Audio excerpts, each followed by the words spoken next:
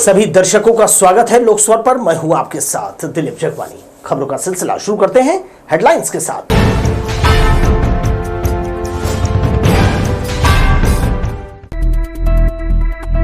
तहसीलदार गए हड़ताल पर, कार्यालयों में पसरा सन्नाटा, राजस्व के काम ठप। जिले में हुई 31 मवेशियों की अकाल मौत, परीक्षा देकर घर लौटे युवक को ट्रेलर ने कुचला। कांवड़ियों पर पुष्प वर्षा कर मुख्यमंत्री ने किया रुद्राभिषेक। घोरम देव कॉरिडोर परियोजना पर खर्च होंगे 146 करोड़। और बिलासपुर जिले में तैयार हुए रिकॉर्ड 14 करोड़ मछली बीज, दूसरे जिलों को भी हो रही आपूर्ति। प्रदेश भर के तहसीलदार और नायब तहसीलदारों की 3 दिवसीय हड़ताल शुरू हो गई है। कनिष्ठ प्रशासनिक सेवा संघ के बैनर तले तहसीलदार अपनी 17 सूत्रीय मांगों को लेकर सोमवार से आंदोलन की राह पर हैं। हड़ताल का असर पहले दिन ही जमीन से जुड़े कामकाज पर साफ दिखने लगा।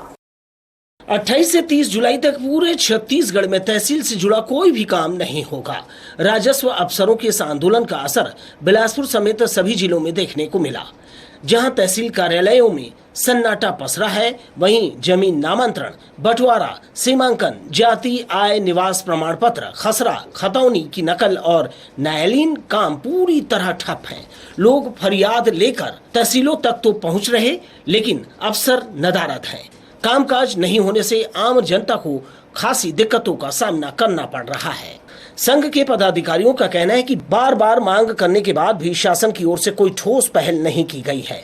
यही कारण है कि अब अधिकारियों ने आंदोलन का रास्ता चुना है। कनिष्ठ प्रशासनिक सेवा संघ के बैनर तले हो रहे इस आंदोलन में दफ्तरों में संसाधनों की कमी, पदोन्नति, कार्यालय मरम्मत, वाहन सुविधा जैसे 17 प्रमुख मुद्दों को शामिल कर विरोध प्रदर्शन किया गया। 29 जुलाई को संभागीय मुख्यालयों में धरना होगा और तीसरे दिन 30 जुलाई को रायपुर में प्रदेश स्तरीय प्रदर्शन किया जाएगा। हड़ताल की वजह से सरकारी कामकाज ठप है और आम लोगों को बड़ी मुश्किलों का सामना करना पड़ रहा है। वहीं संघ का कहना है कि अगर सरकार ने अब तक कोई सकारात्मक पहल नहीं की है तो आंदोलन उग्र होगा। लोक स्वर के लिए कैमरामैन जयेंद्र गोले के साथ भूपेंद्र राठौर की रिपोर्ट। बिलासपुर के सेंद्री कोनी बाईपास मार्ग की जर्जर स्थिति को लेकर अब प्रशासन एक्शन मोड में आ गया है। कलेक्टर संजय अग्रवाल और विधायक सुशांत शुक्ला ने सोमवार को इस मार्ग का निरीक्षण किया और मजबूत व भविष्योन्मुखी सड़क निर्माण योजना की जानकारी दी। विधायक सुशांत शुक्ला ने बताया कि यह बाईपास शहर के आउटर रिंग रोड को जोड़ने में बड़ी भूमिका निभाएगा और इसका निर्माण ऐसा होगा कि यहाँ आने वाले 2 से 3 दशक तक टिकाऊ रहे। 60 से 65 करोड़ रुपए की लागत से बनने वाली इस सड़क की पूर्व स्वीकृति मिल चुकी है और अब इसमें कुछ संशोधन कर प्रस्ताव और मजबूत किया जा रहा है। निरीक्षण के बाद अधिकारियों ने बताया कि बारिश के बाद सड़क निर्माण शुरू होगा। अभी यहाँ पैच वर्क किया जा रहा है जिससे मार्ग चालू रह सके। बाईपास बनने के बाद बिलासपुर शहर की यातायात व्यवस्था में बड़ा बदलाव नजर आएगा। सरकंडा थाना अंतर्गत बंधुआपारा के इमली भाटा के पास स्थित भवन में प्रार्थना सभा के आड़ में धर्मांतरण का मामला सामने आया है। हिंदू संगठन के विरोध के बाद सरकंडा पुलिस ने रुक्मणी गेंदले और पूनम साहू समेत अन्य लोगों पर धर्मांतरण कराने का मामला दर्ज किया है। जिले में लगातार धर्म परिवर्तन के जो मामले हैं वो सामने आ रहे हैं। जी, प्रभा तिवारी के द्वारा एक लिखित आवेदन प्रस्तुत किया गया है कि बंधुआपारा में 2 युवतियों के द्वारा जो है धर्मांतरण कराया जा रहा है। दोनों मौके पर जाकर देखा गया कि उनके द्वारा जो है प्रेयर किया जा रहा था और कुछ लोगों को आहूत करके जो है अपने घर एक कमरे में प्रेयर कराया जा रहा था।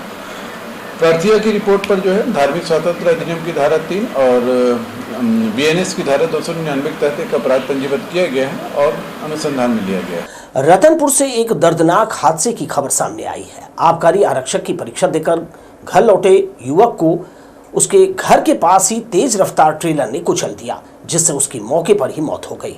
घटना के बाद इलाके में आक्रोश फैल गया। गांव वालों ने शव सड़क पर रखकर हाईवे जाम कर दिया और प्रशासन के खिलाफ नारेबाजी की। रतनपुर थाना क्षेत्र के ग्राम बगदेवा, जहां रविवार रात एक युवक की मौत से मातम पसर गया। बताया जा रहा है कि युवक आबकारी आरक्षक की परीक्षा देकर लौटा था और रात करीब 8:30 बजे घर के पास राष्ट्रीय राजमार्ग किनारे टहल रहा था। इसी दौरान एक अज्ञात तेज रफ्तार ट्रेलर ने उसे कुचल दिया।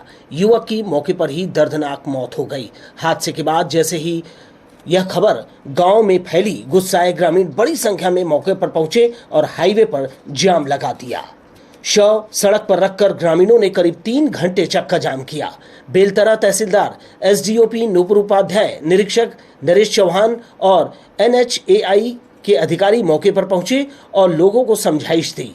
एसडीओपी नूपुर उपाध्याय ने परिजनों को ढांढस बंधाया और आश्वासन दिया कि दोषी ट्रेलर चालक को जल्द गिरफ्तार किया जाएगा और परिवार को हर संभव सरकारी सहायता दिलाई जाएगी। रतनपुर थाना क्षेत्र में कल रात में एक मोटरसाइकिल और एक भारी वाहन के बीच में एक्सीडेंट हो गया था और एक्सीडेंट करके वाहन वहां से भाग गई थी और लगभग बगदेवा जो है उसी के आसपास की घटना है। जो सर्विस रोड है वहां पर ट्रेलर गई थी और एक्सीडेंट हो गया था।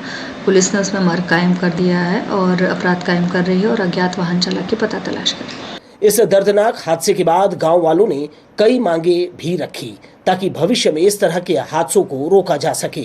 ग्रामीणों ने प्रशासन से मांग की है कि घटनास्थल पर उचित लाइटिंग की व्यवस्था की जाए, स्पीड ब्रेकर बनाया जाए, भारी वाहनों के लिए समय सीमा तय हो, पीड़ित परिवार को त्वरित आर्थिक सहायता दी जाए। पुलिस ने मर्ग कायम कर लिया है और सीसीटीवी फुटेज के आधार पर टेलर चालक की सरगर्मी से तलाश की जा रही है। एक और जहां युवा बेहतर भविष्य की उम्मीद लिए परीक्षा देकर घर लौटा था, वहीं दूसरी ओर तेज रफ्तार और लापरवाही ने उसकी जिंदगी छीन ली। लोक स्वर के लिए भूपेंद्र राठौर की रिपोर्ट। और बिलासपुर से ही एक बेहद दर्दनाक और झकझोर देने वाली तस्वीर सामने आई है। चकरभाटा थाना क्षेत्र के कड़ार गांव के पास और जिले के अन्य जगहों में बीती रात एक तेज रफ्तार हाईवा ने 31 गौवंशों को बेरहमी से कुचल दिया। यह हादसा प्रशासन की उदासीनता और लापरवाही को खुलकर उजागर करता है। ये मंजर है मस्तूरी बाईपास कड़ार गांव के पास का, जहां सुबह सुबह लोगों ने सड़क पर खून से लथपथ मवेशियों को पड़े देखा। तेज रफ्तार अज्ञात हाईवा वाहन ने सड़क किनारे बैठे मवेशियों को कुचल दिया। 18 मवेशियों की मौके पर ही दर्दनाक मौत हो गई, जबकि एक गंभीर रूप से घायल है और उसका इलाज जारी है। इस भयानक हादसे के बाद गांव में अफरा तफरी मच गई। गुस्साए ग्रामीणों ने प्रशासन पर सवाल उठाए कि आखिर कब तक ऐसे हादसों से मूक जानवरों की जान जाती रहेगी। हैरानी की बात यह रही कि हादसे के कई घंटे बाद भी कोई रेस्क्यू टीम या पशु चिकित्सा अमला मौके पर नहीं पहुंचा। न तो घायलों के इलाज की व्यवस्था की गई और न ही मृत मवेशियों के उचित प्रबंधन की। स्थानीय लोगों का कहना है कि यह पहली घटना नहीं है। इससे पहले भी कोटा रोड और दर्री घाट मार्ग पर इस तरह की घटनाओं में कई मवेशियों की जान जा चुकी है, लेकिन न प्रशासन जागता है, न कोई ठोस कदम उठाए जाते हैं। पुलिस ने मौके की जांच की है और फरार वाहन चालक की तलाश के लिए आसपास के सीसीटीवी फुटेज खंगाले जा रहे हैं। पेंटडी बाईपास के पास सुबह पुलिस को सूचना मिली कि कुछ मवेशियों को कोई अज्ञात वाहन के द्वारा एक्सीडेंट कर उनकी मृत्यु कारित कर दी गई है। पुलिस की टीम तत्काल वहां पर पहुंची है और सारे मवेशियों को हटाया गया, वहां अंतिम संस्कार किया गया है, अपराध कायम किया गया है और इसमें अज्ञात वाहन चालक की पता तलाश की जा रही है। यह हादसा सिर्फ एक दर्दनाक घटना नहीं बल्कि प्रशासनिक लापरवाही का बड़ा सवाल है। क्या मूक जानवरों की सुरक्षा के लिए अब कोई ठोस नीति बनेगी या फिर हर सुबह यूं ही सड़क पर बिखरी लाशें और खून सने मवेशी देखने को मिलेंगे? लोकस्वर के लिए धीरेन्द्र मेहता के साथ भूपेंद्र राठौर की रिपोर्ट। बिलासपुर शहर में बिना नंबर प्लेट वाहन चलाने वालों के खिलाफ सिविल लाइन थाना पुलिस ने बड़ी कार्यवाही की है। 5 बाइक जब्त की गई और 17 वाहन चालकों का जो है चालान काटा गया। रविवार शाम रिवरव्यू इलाके में चलाए गए चेकिंग अभियान में बिना नंबर के चलाए जा रहे 5 दोपहिया वाहन बीएनएस की धारा 106 के तहत जब्त किए गए। ये वाहन संदिग्ध हालत में मिले और आपराधिक गतिविधियों में इस्तेमाल की आशंका जताई जा रही है। इसके अलावा फर्जी या गलत नंबर प्लेट वाले 17 अन्य वाहनों पर मोटर व्हीकल एक्ट के तहत चालानी कार्यवाही की गई। पुलिस ने सख्त संदेश दिया कि बिना नंबर या फर्जी नंबर वाले वाहन अब सिर्फ नियम उल्लंघन नहीं अपराध माने जाएंगे। जीरो टॉलरेंस की नीति के तहत दंडात्मक कार्यवाही और केस दर्ज होंगे। तिफरा ओवरब्रिज पर सोमवार तड़के एक बड़ा हादसा टल गया जब एक तेज रफ्तार कार्गो वाहन डिवाइडर से टकरा गया। घटना करीब सुबह 3 बजे की है। रायपुर से बिलासपुर आ रहा वाहन तिफरा ओवरब्रिज पर अनियंत्रित होकर पहले बैरिकेड तोड़ा, फिर डिवाइडर से भिड़ गया।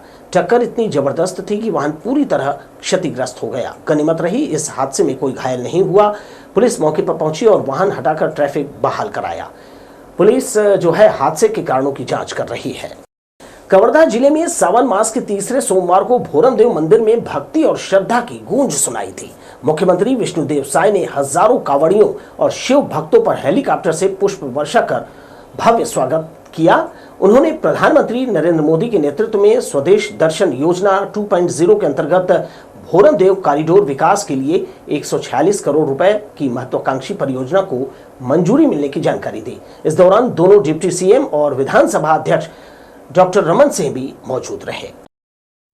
सावन के तीसरे सोमवार को बाबा भोरमदेव धाम में भक्ति और आस्था का अद्भुत संगम देखने को मिला। मुख्यमंत्री विष्णुदेव साय ने हेलीकॉप्टर से पुष्प वर्षा कर हजारों कांवड़ियों का भव्य स्वागत किया। उनके साथ विधानसभा अध्यक्ष डॉक्टर रमन सिंह और दोनों उप मुख्यमंत्री मौजूद रहे। मुख्यमंत्री ने मंदिर पहुंचकर रुद्राभिषेक और विशेष पूजा कर प्रदेश की खुशहाली की कामना की। साथ ही सीएम ने भोरमदेव कॉरिडोर विकास के लिए 146 करोड़ की परियोजना की जानकारी दी और श्रद्धालुओं की सुविधा के लिए अनूपपुर में भवन निर्माण की भी घोषणा की। भोरमदेव विकास के लिए भारत सरकार में एक स्वदेश दर्शन योजना है और सरकार के प्रयास से और विशेष पर इस क्षेत्र के विधायक और हमारे डिप्टी सीएम विजय शर्मा जी सब मिलकर 146 करोड़ रुपए की स्वीकृति हमारे देश के यशस्वी प्रधानमंत्री जी ने यहाँ के विकास के लिए दिया है। श्रावण मास में भोरमदेव मंदिर का धार्मिक महत्व चरम पर होता है, जहां हजारों श्रद्धालु छत्तीसगढ़ और मध्य प्रदेश से पदयात्रा कर शिवलिंग पर जल चढ़ाने पहुंचते हैं। ब्यूरो रिपोर्ट, लोक स्वर। बारिश के मौसम में जब हर तरफ हरियाली बढ़ जाती है तब इसे देखकर सभी का मन खिल उठता है। इस सीजन का सुहावना सावन का महीना चल रहा है। इस मौके पर बहतराई के वाल्मीकि समाज महिला मंडल ने सावन उत्सव मनाया। अपने पूर्व निवास स्थान के नजदीक इन महिलाओं ने गोड़पारा के गोवर्धन गुप्ता भवन में कार्यक्रम आयोजित किया। सावन उत्सव में महिलाओं ने डांस और कई प्रतियोगिताओं में हिस्सा लेकर अपना हुनर दिखाया। उत्सव को यादगार बनाने प्रतिभागी महिलाओं को उपहार भी भेंट किए गए। वाल्मीकि समाज महिला मंडल की अध्यक्ष सरोज राज चौहान, रीता वाल्मीकि, पूजा पाल, रीमा करोसिया, सावित्री गोदरे, पूजा गोहर, नेहा करोसिया, रेणुका चौहान, नीलिमा राज समेत जो है महिलाएं मौजूद रही।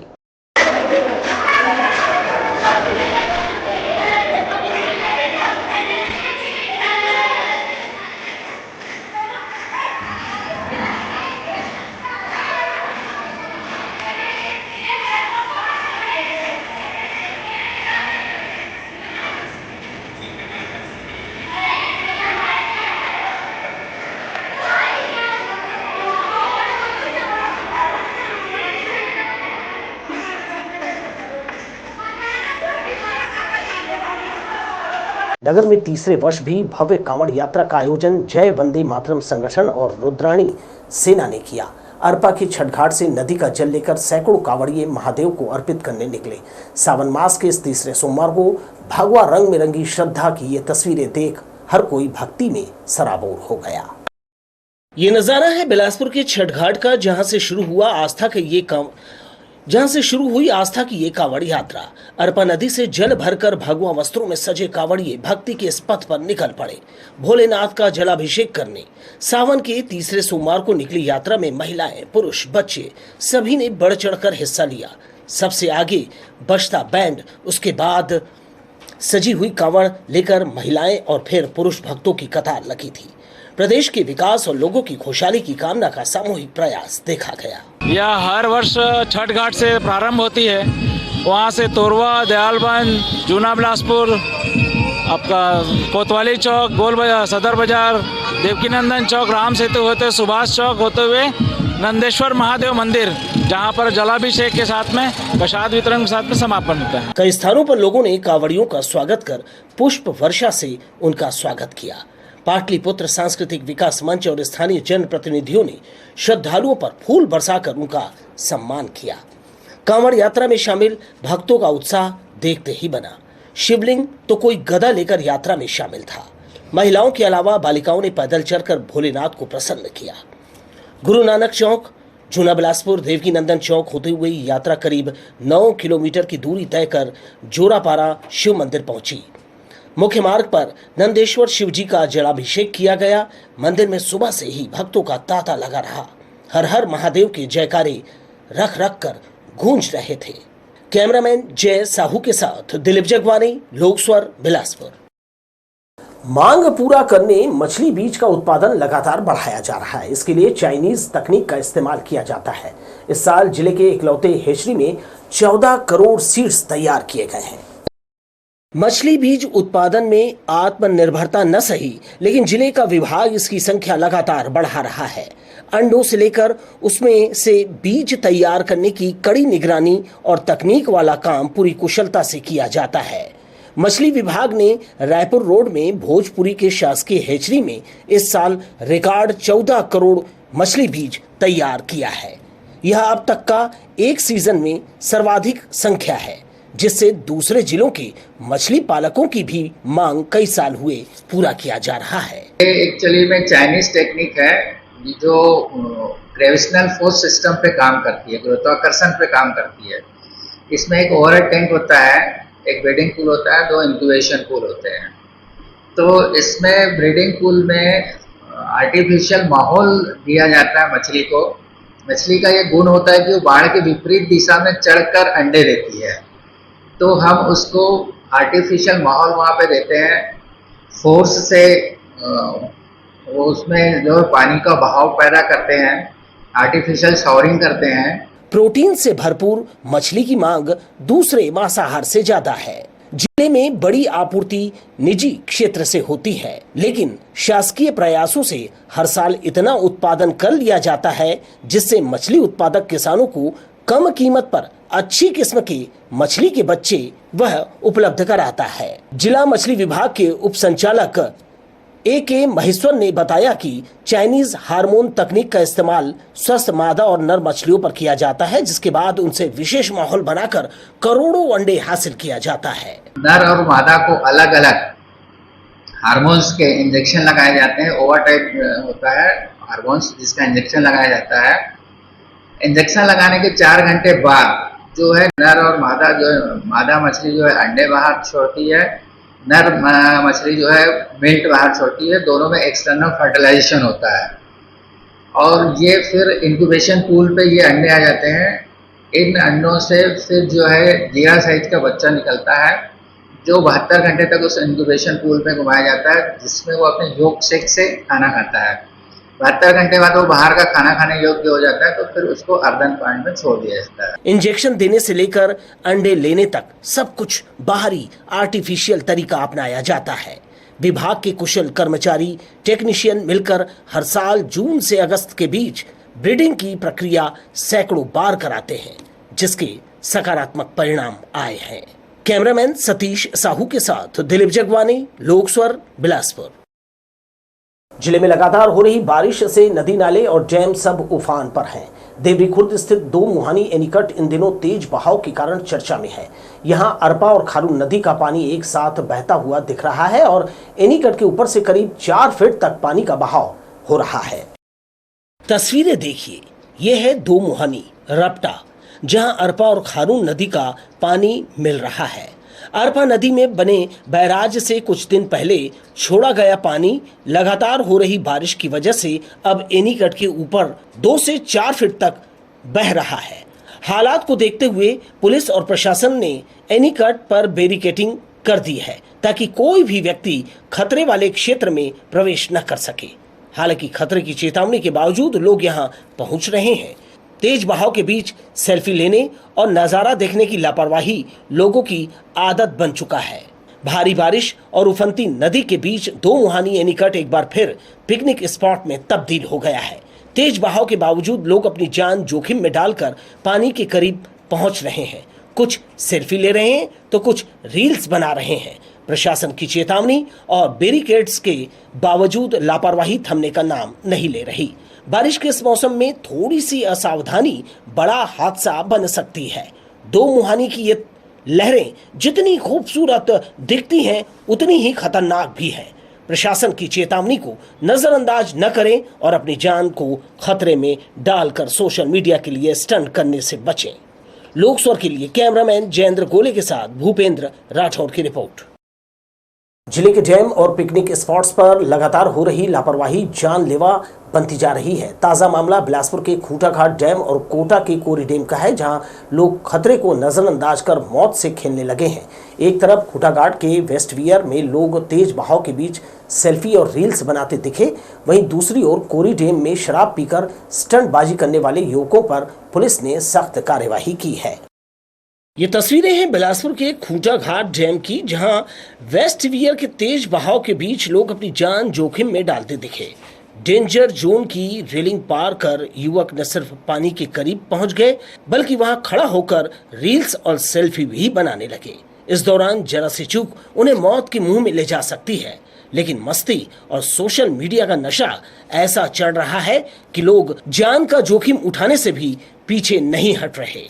और अब बात कोटा के कोरी डैम की, जहां बारिश के मौसम में हुड़दंग और लापरवाही पर पुलिस ने कड़ी कार्यवाही की है।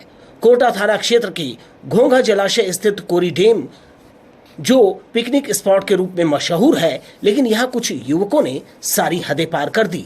शराब के नशे में गाड़ियों से स्टंट करते हुए वे युवक खुद की और दूसरों की जान जोखिम में डालते नजर आए। एसएसपी रजनीश सिंह के निर्देश पर चलाए जा रहे चेतना विरुद्ध नशा और प्रहार अभियान के तहत मौके पर पहुंचकर कोटा पुलिस ने 16 युवकों के खिलाफ धारा 185 मोटर व्हीकल एक्ट के तहत कार्यवाही की है। अभी बारिश के समय में डैम और नदी नाले पूरे भरे होते हैं, तो ऐसे स्थानों पर लोग पिकनिक मनाने के लिए और छुट्टी के दिनों में अधिकांशतः जाते हैं। तो वहाँ पर कल लगातार जो है वहाँ मुनादी करवाई गई लाउड स्पीकर लगा करके पुलिस के द्वारा कि ऐसे पानी के किनारे ना जाएं, सेल्फी इत्यादि के कारण कोई खतरा मोल ना ले, सबको समझाइश दी गई। हाँ, तथा शाम को हम लोगों ने एक चेकिंग पॉइंट भी लगाया था। चेकिंग पॉइंट पे जो भी शराब पी करके या नशा करके वाहन चला रहे थे, सभी पर कार्रवाई की गई है और 16 185 MV की कार्रवाई वहाँ पर की गई है खूंटाघाट डैम, कोटा डैम के पास में।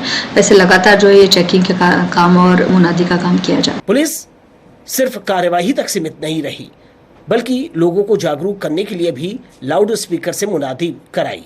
साफ कहा गया, नदी के किनारे न जाएं, बच्चों को पानी से दूर रखें, शराब सेवन से बचें।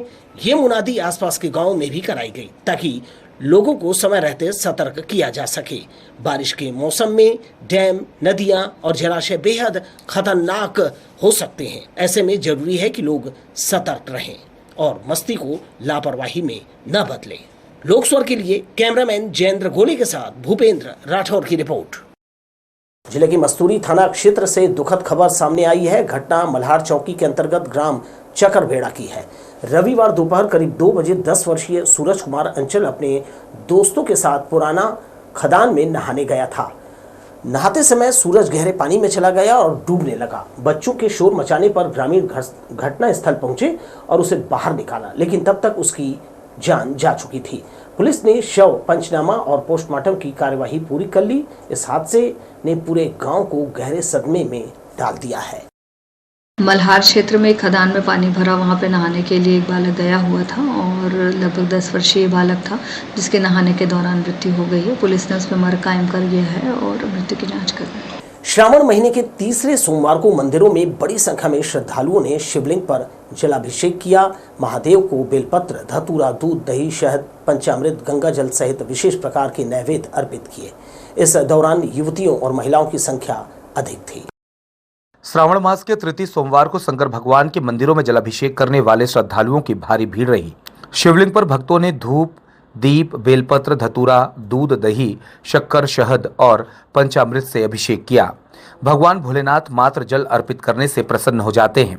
श्रावण मास के पवित्र महीने में अंचल से श्रद्धालुओं की कावड़ यात्रा भी शुरू हो गई है। भगवान को बस उनका नाम लेके मना रहे हैं, जल चढ़ा के मना रहे हैं, अक्षत चढ़ा के मना रहे हैं और घर परिवार की खुशहाली, उनकी समृद्धि मांग रहे हैं। यह यहाँ की महिमा काफ़ी वर्षों से दिनों दिन बढ़ता चला जा रहा है और ये महत्वपूर्ण बात यह है कि कावड़ यात्री जो हैं ये इनका ये तीसरा बार है ये, और छठ घाट से लेके नंदीश्वर महादेव मंदिर पे जलाभिषेक करेंगे। वो सुबह से ही भक्त लोग यहाँ पे आ रहे हैं और काफ़ी मात्रा पे आते हैं। कुंवारी कन्याओं और महिलाओं ने भोलेनाथ से मनोकामनाएं पूर्ण करने का आशीर्वाद मांगा। मंदिरों में सुबह से ही हर हर महादेव बम बम भोले के स्वर गूंज रहे थे। मंदिर आने वाले भक्तों में श्रावण सोमवार को लेकर उत्साह नजर आ रहा था। श्रावण महीने का अंतिम सोमवार 9 अगस्त को है। इसके लिए विशेष तैयारियां शुरू कर दी गई हैं। कैमरा पर्सन सतीश साहू के साथ किशोर श्रीवास्तव, लोकस्वर, बिलासपुर। कुछ और खबरें देख लेते हैं। श्रावण शुक्ल पक्ष की पंचमी नाग पंचमी 29 जुलाई से श्री लक्ष्मी वेंकटेश मंदिर में झूला उत्सव शुरू हो रहा है। इसके लिए मंदिर के सभा मंडप को सुंदर झूले और झांकियों से सजाया है। इसमें जो है प्रतिदिन शाम को भगवान श्री वेंकटेश, श्री देवी और भूदेवी के साथ पधारेंगे। वे भक्तों को मंदिर के गर्भगृह से बाहर निकलकर भक्तों को दर्शन देंगे। ये झूला उत्सव 16 अगस्त को जन्माष्टमी तक चलेगा। इस दिन मंदिर रात तक भक्तों के लिए खुला रहेगा। भगवान श्री कृष्ण की जीवन लीला में रास के बाद झूला उत्सव का विशेष वर्णन है। मंदिर में झूला उत्सव की परंपरा विगत 75 वर्षों से चली आ रही है। यहाँ भगवान के जन्म, बाल लीला से लेकर उनके जीवन चरित्र से जुड़ी झांकियां सजाई गई है।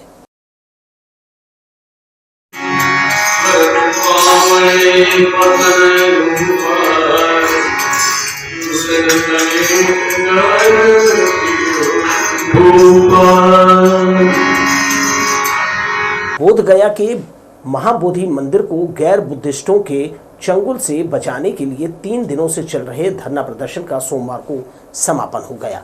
वे अंबेडकर की प्रतिमा स्थल पर धरना दे रहे थे। सोमवार को समाज की महिलाएं धरने में बड़ी संख्या में शामिल हुई। वे श्वेत परिधान पहने हुए थी। बौद्धिस्ट महासभा का 3 दिनों से चल रहा धरना प्रदर्शन सोमवार को समाप्त हो गया।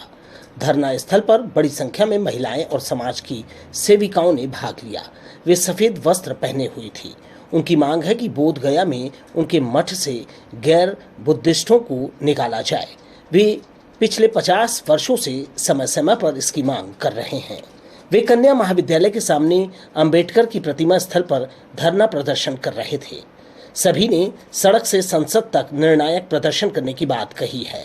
उनकी मांग है कि जिस तरह विभिन्न समाज के धर्म स्थलों में सामाजिक लोगों का कब्जा है, उसी तरह बौद्ध अनुयायियों को महाबोधि मंदिर में कब्जा दिया जाए। धरना प्रदर्शन में बड़ी संख्या में समर्थक मौजूद थे। लोकस्वर के लिए कैमरामैन सतीश साहू के साथ किशोर श्रीवास्तव की रिपोर्ट। प्राकृतिक चिकित्सा विभाग मरीजों को दवाइयों से ज्यादा खुद पर भरोसा बनाए रखने के लिए कह रहा है। उन्हें प्राकृतिक दिनचर्या अपनाने और लाइफ स्टाइल चेंज करने के लिए कहा जा रहा है।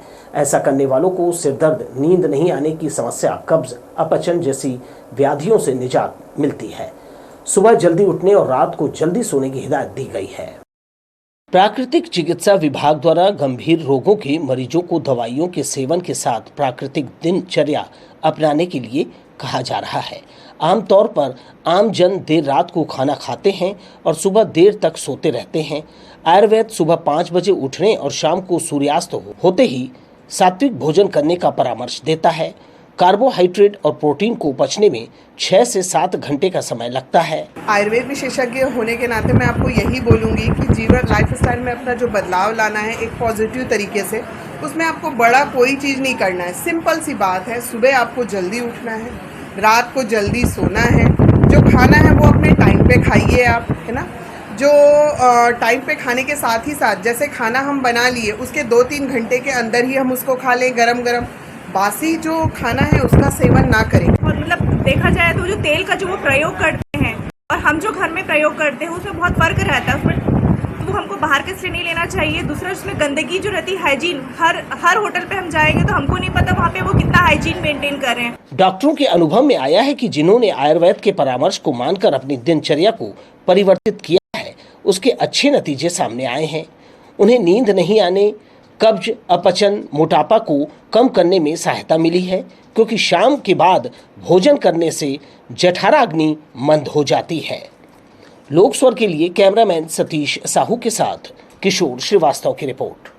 जिला अस्पताल में आने वाला हर दूसरा व्यक्ति हाई ब्लड प्रेशर और मधुमेह का शिकार है। डॉक्टर उन्हें दवाइयों के साथ शक्कर और नमक कम सेवन करने के लिए कह रहे हैं।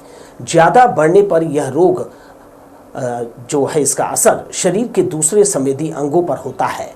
चिकित्सा विज्ञान में इस रोग के खात्मे के लिए कोई दवा नहीं बन सकी है। जिला अस्पताल में आने वाले सर्वाधिक मरीज हाई ब्लड प्रेशर और मधुमेह के शिकार हैं। शुगर बढ़ने के कारण वह शरीर के दूसरे संवेदी अंगों को प्रभावित करने लगा है। चिकित्सा विज्ञान में इसको जड़ से समाप्त करने की कोई दवाई उपलब्ध नहीं है। मेडिकल काउंसिल ऑफ इंडिया दवा इजाद करने के लिए कई स्तरों पर शोध कर रहा है। सबको जागरूक हो जाना चाहिए। एक 30-35 साल की उम्र के बाद में उनको अपनी रेगुलर जांच करानी चाहिए। जैसे ये साइलेंट किलर बोला जाता है इनको, चाहे शुगर हो चाहे बीपी हो, महसूस तो ज़्यादा कुछ होता नहीं है, तो लोग क्या करते हैं, जांच नहीं कराते हैं, और जांच करा भी लेते हैं तो हो सकता है ऐसे ही आ गया होगा बोल के उसको मतलब इग्नोर कर देते हैं और उसका इलाज नहीं लेते हैं, और लेते भी हैं। थोड़ा दिन बाद नॉर्मल आता है तो लोग सोचते हैं हम ठीक हो गए, दवाइयाँ छोड़ देते हैं और चेक नहीं कराते हैं। तो उसी में ये बीपी शुगर दोनों बहुत ही घातक रूप धारण कर लेता है। मरीजों की भीड़ को देखते हुए जिला अस्पताल में एक विशेष सेल बनाया गया है, जहां हर दूसरा मरीज बीपी शुगर से पीड़ित है। परहेज करना और जीवन भर दवाई खाने से यह नियंत्रण में रहता है। विशेषज्ञ मरीजों को शक्कर और नमक कम खाने की हिदायत दे रहे हैं। संयम से ही शुगर और ब्लड प्रेशर पर नियंत्रण रखा जा सकता है। कैमरा पर्सन सतीश साहू के साथ किशोर श्रीवास्तव, लोक स्वर, बिलासपुर।